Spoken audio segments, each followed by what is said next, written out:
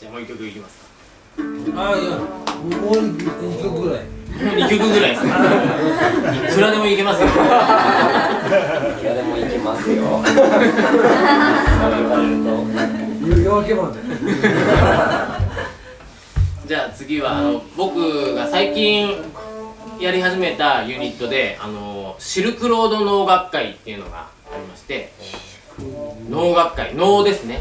日本のお能もやっぱりそのね唾の方面とかと同じように、平安時代とかにシルクロードを伝ってそのアジアの西の方の文化が日本に伝来してきて、それをその日本でねこう日本のやっぱとんがったすごいかっこいい人たちがアレンジして能というものを作り上げたわけですよね。で今の能っていうのがどうもこう日本の中で、かっこいいものなんだと思うんですけど、形式化してつまんない。そうですね、形式化してつまんない、ちょっともう化石みたいになっちゃってるかなというふうにその能今のその現代の能を憂いている自分の友達の能楽家がいまして、でその能がね生まれた時のそのシルクロードからその文化が渡ってきて日本でその生まれたその能の息吹というものをもう一度感じながら能をやりたいと言い出したやつがいまして、でまあ僕もそのちょっとシルクロードにちなんでるその方面とかねイギルとかやってるので、そういうシルクロード周りのミュージシャンを集めてその能楽家がやり始めたシルクロード能楽会っていうのがあるんですよ。能が生まれたその時の息吹に立ち返ろうと、原始感覚かっこいい能をやりたい、その中で、やってる曲が1曲、ありまして、西行法師が書いた、詩、渋いっすよね。まあ渋すぎるわ。渋すぎますよね。渋すぎるけど結構ねいけますよ。その曲をいえ、一曲やりたいと思います。よろしく。よろしくお願いします。「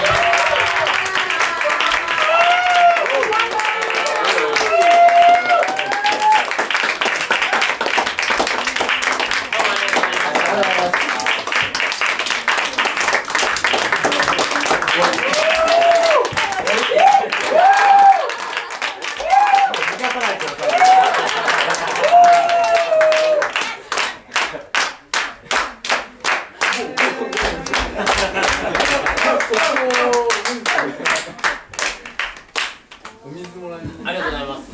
お水。それは水入ってあります。あ、俺あるよ。あ、でも、あ、あ、俺お酒もらっていいですか？